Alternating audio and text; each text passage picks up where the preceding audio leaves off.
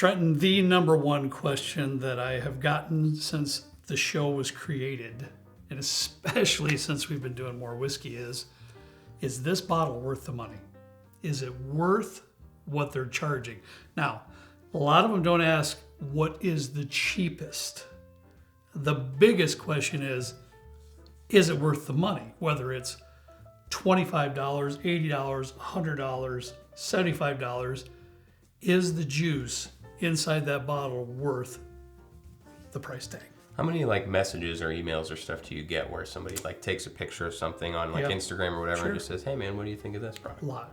A lot? Okay. All kinds. Well, I know we've done several videos like this in the past, only because we buy a lot of stuff, like a lot of stuff.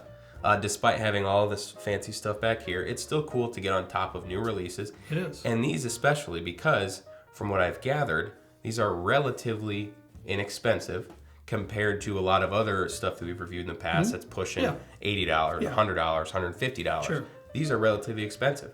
And I'm excited about this first one because I found it. I did. Usually I took a flyer on it, but I found it. Usually I dominate in this in this territory because I'm always looking, no matter what liquor store that I might be going into, I'm always looking at that $50 price range or under or whatever to see what might be new. So every once in a while when we accumulate a few bottles, we put it on one show instead of doing one bottle at a time. And I know that, and the only reason I bought this was because of you. Thank you. The fact that... Yes, the first one, right? The first whiskey that you ever bought in this house, at least, was BirdDog Peach. It was. Very first whiskey I ever bought, I had to do nothing what I was doing. It was a flavored whiskey. BirdDog Peach whiskey. Okay. Yeah. And another reason I bought this is because I thought it'd be interesting to try it up against the Jim Beam 7. I looked at my truck, and I did buy a Jim Beam 7 with this, but it's kind of like tucked away in a box in the corner over my Carhartt. Wow. I took a picture of my truck, the inside on for our Patreon or our Discord the other day. Somebody said it looked like a crime scene. It did, and it does. Logan said it looked like a crime scene, and it does. But I forgot I bought the Jim Beam 7. But I know that I bought this, and because the Jim Beam 7 is what? $25.99. That's what? Yeah. This one's $26.99. So $1 cheaper. Yeah. So right there at the same price point. This is a 7-year. What's this fuzz on top here? We really know nothing about these bottles, so we're going to educate ourselves as we go along. It says distilled, aged, and bottled in Kentucky, and it is 88 proof Trenton, 44% ABV. Now we might be looking at the next Wild Turkey 101 killer here too. Uh-oh. I don't know if I can handle two of them, Trenton. I don't know. This wasn't even in the whiskey section or the bourbon side. This was like tucked on the bottom shelf right next to the BirdDog flavored stuff. Really? Yeah, and I just found it because I was traveling up and down the aisles on the phone. It's got a good nose, dude. Hey, real quick too, don't miss Friday's video, that blind.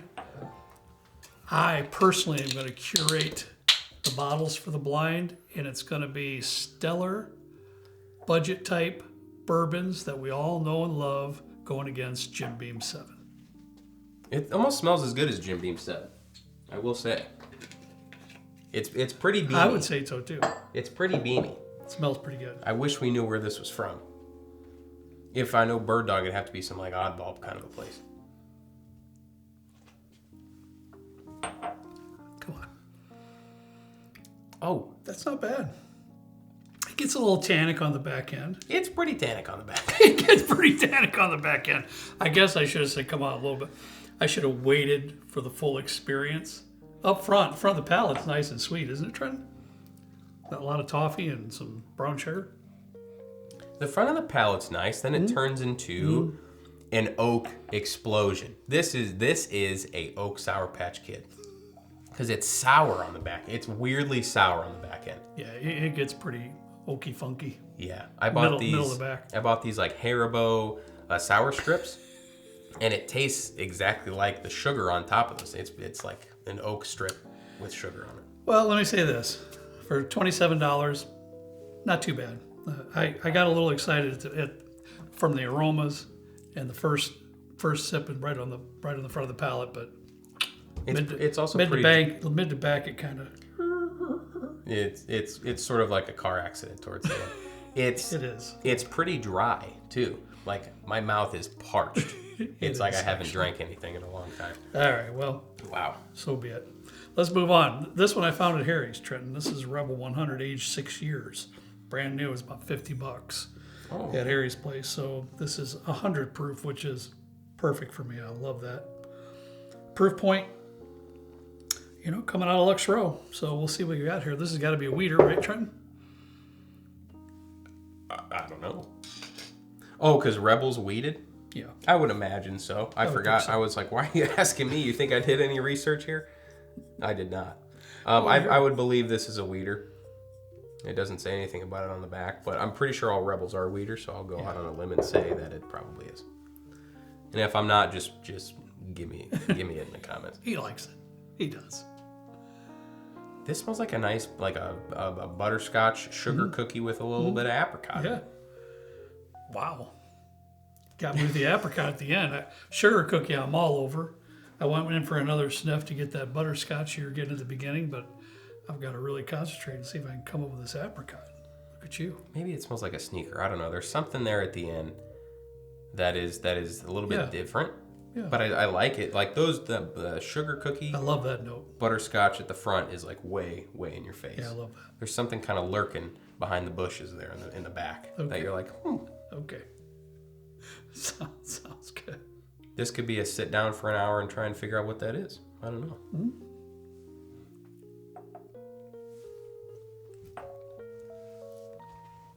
Oh, that's good.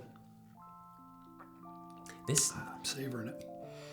It tastes like, it smells like an undone sugar cookie, and the palate tastes like it was just baked. It's got this baked, like a baked good type of a note. It's a little bit crispy, a little bit fluffy croissant, like Carl Weezer with the croissant.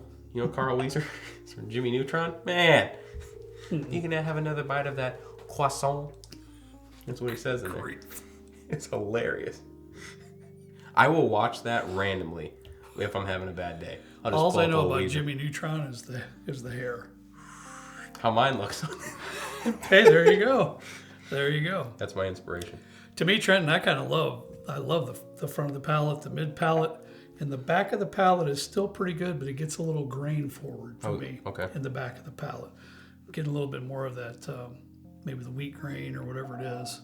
It's a little weedy there. At the it's soft back on the palate, so I'd have to think it's a weeder, and it's soft on the palate. It seems to be relatively viscous, which I usually get from weeders. What's the one that you bought? Was that the small batch that was like $28, $30? I will say I like what Lux Row is doing with a lot of their stuff. The only other Lux Row product that I really know much about is their regular Yellowstone releases, their limited Yellowstone releases, and their Blood Oath.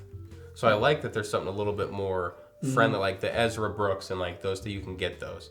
This seems to me like more of a premium option at a nice price. Yeah. $50 is still a lot on a bottle of bourbon, don't get me 100%. wrong.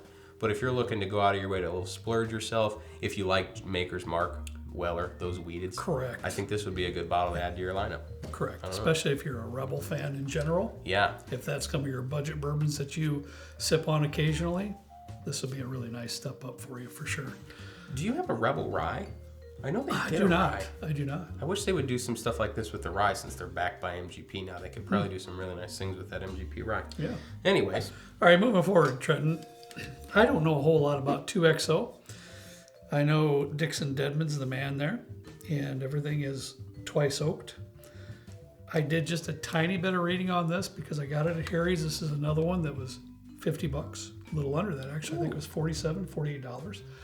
From my understanding, and please correct me as usual, correct me in the comments if any of this is incorrect, but I believe that this is going to be somewhat of a core standard type of a release for 2XO. This one should be able to be found more than not. It's called American Oak. It's 92 proof. It's their Oak series, so I'm going to assume also they're going to come out with more. I will say, I haven't said okay, let me rephrase this. I haven't been the biggest fan of 2XO in the past, and I've definitely voiced my opinions about 2XO, especially their Phoenix blend, their Innkeepers blend, and their Gem of Kentucky, the black. It was like $200. Their other releases are $100.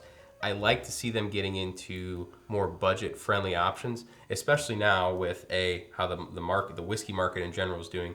B, how the whole world financially is doing right now. It's tough to justify spending $100 on a bottle of bourbon, let alone 50. Right. So it's cool to see them kind of taking a step down Yep. and getting into something like this. Yeah, I love the fact that they took the effort for a more price efficient release. We're seeing a lot of that this year. Good. And kudos to distillers that are going down that route. Absolutely. I got a lot of respect for the distilleries kind of doing that. Good. A vanilla. Vanilla? Lemon. What? Almost like a lemon curd. I don't know what lemon curd is, but this smells like a Sharpie Well, curd. you know, when your mom and I go to Maine and Lincoln, that's kind of our favorite restaurant here in Valpo. You know, we do go out there. We do usually, we usually get dessert. Yeah, we do. But she always gets this lemon tart. And it's got the lemon curd in there with the nice bakery crust on it stuff. She loves that one. Yep. You know. And it kind of gives me that smell, like a little confectionery sugar on top, a lemon curd, a little whiff of that, some vanilla, a little bit of oak. I can really get behind the vanilla note, but I get really more of a Sharpie marker oaky note, which I'm not. The Sharpie is a little different. On a double oak product, I'm not surprised that I get a little bit more of an oak note. But I'm Definitely struggling with lemon curd. I'm definitely getting the oak, say. man. I'm definitely getting that too. But yeah. If you have this and you've tried it and you get lemon curd, let us know in the comments. I'd be very interested to see who else is picking up that note. Or if you're more on the Sharpie note like me. Ooh,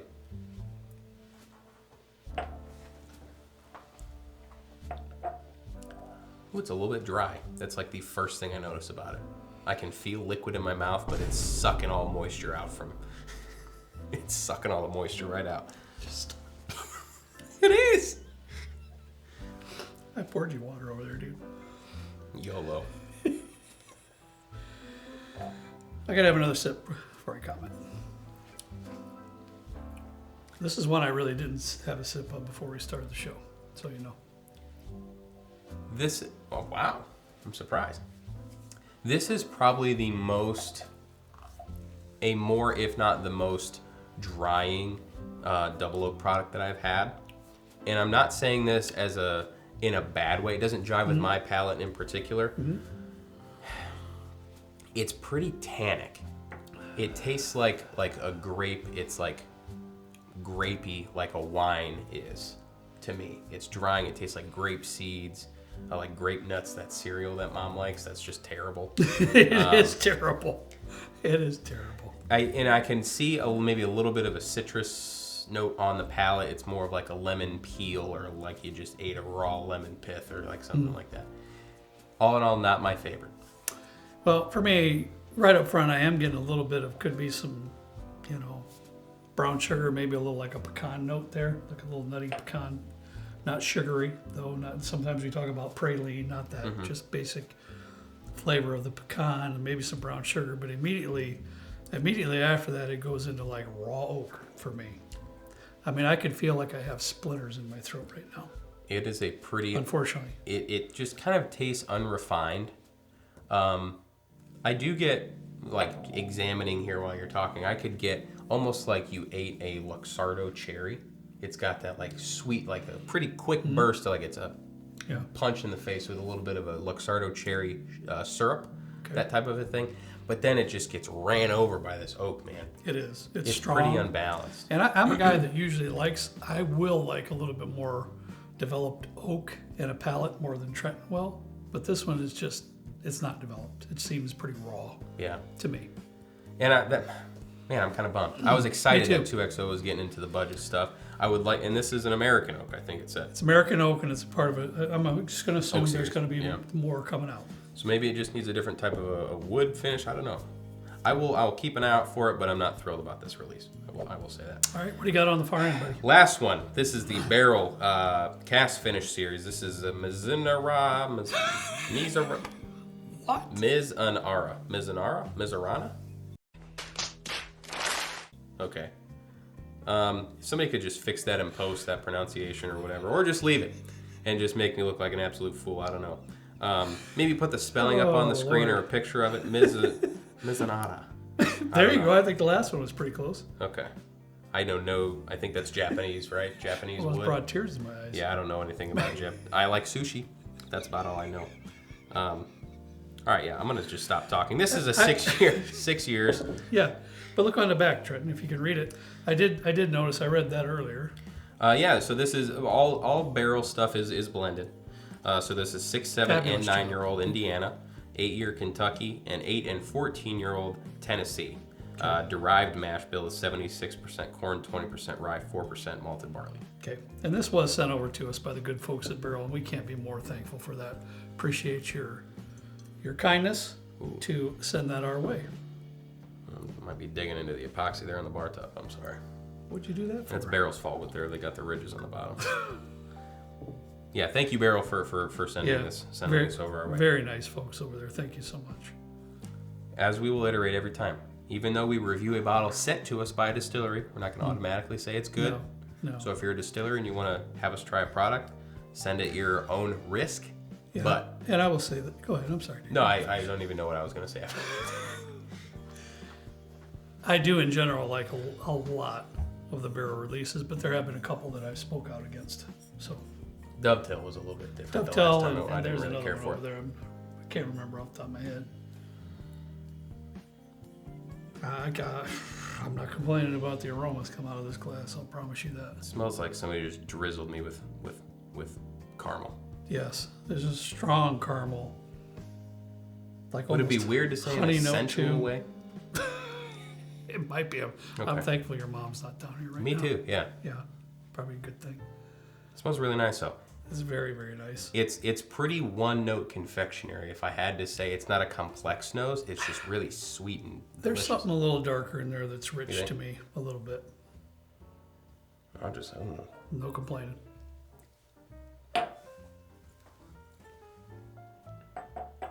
That's got a holy honey. This is a Japanese wood, Wow, that's good. right? Yeah. I think that's a Japanese wood. Mizunara. Is that like a fruit? Do you know if that's a... Oh, I don't know. What kind of tree? See, Trenton's always got to come up with a question or two that nobody's going to know off the top of their head. Well, I don't know if this tree flowers, if it's just more of a regular green-looking tree, if it produces a fruit. I don't know. In my humble mind, when you said, it's a Japanese wood, I'm done with it then. I'm okay. Of Not course, me, man. Not you. You're going to go to the second, third, fourth, fifth thought. Of course you are. If you've ever had the raisin bran that has the yogurt-covered raisins, it's like that, but there's also honey in it. It's so good. And we're not really just saying that because this was sent to us courteous of Barrel. One thing I didn't do, and I'm going to apologize for that right now, is I didn't look up what the price point of this bottle is going to be.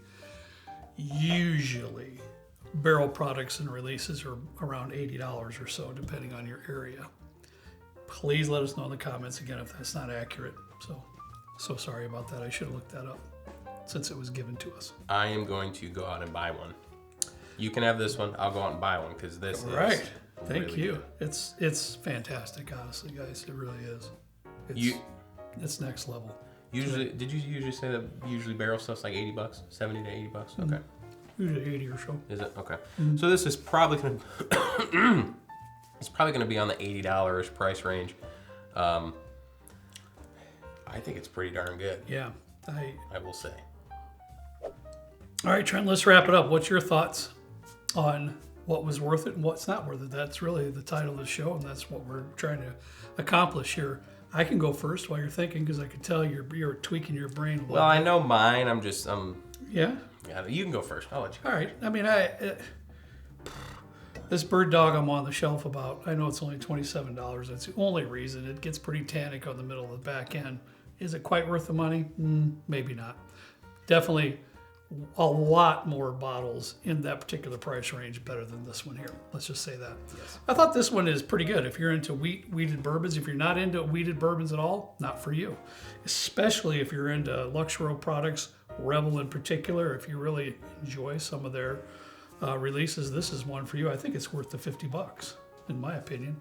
This one here, I just wasn't a fan of, unfortunately. I just wasn't. So I have to say it wasn't worth the $50 just because. And I am going to say again, because there will be people that like this. And that's okay. Yeah. That's fantastic.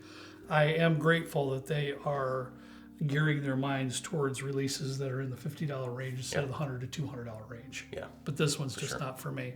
I thought this one was absolutely fabulous. I thought it was great. If I'm going to rank them, that's 1, that's 2, that's 3, that's 4.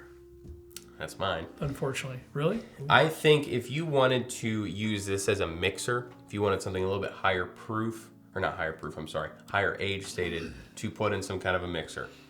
I don't know, you're more of a cocktail guy than I am. I don't see that being an issue in a cocktail too much. No. Add a little sweetener to it, you'd be good. Would I go buy it as something to sip on? No. Would I buy it as something to put in a cocktail? Granted, I would reach for Wild Turkey 101, Old Forester, Old Grandad. I would reach for those first. If this was the only option, I'd pick it up and use it in a cocktail. Wouldn't drink it straight. I would buy this. I think this is very good. I like Weeded. I like Rebel. Yep. So this gets a pass from me. Yep. No. I will say, I'm not mad. I'm just disappointed. But I'm going to be keeping an eye out for some of their lower price stuff to see if they're doing different wood finishes and that type of thing, seeing if they can dial back that unrefined type of a thing. 100%.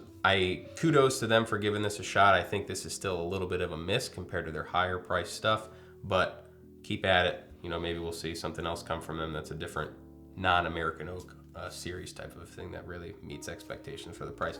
This, I'm going to go out and try and find one within the next week or so. I think it's fantastic. I think you'll be texting Harry tonight, probably. Yeah, the honey note on this is just unreal. If you were to tell me this was a honey fabulous. finish, you could trick me the fact that it was not a honey finish. So It's pretty impressive. really good. If you've had any of these and you like them, please let us know in the comments, especially this one.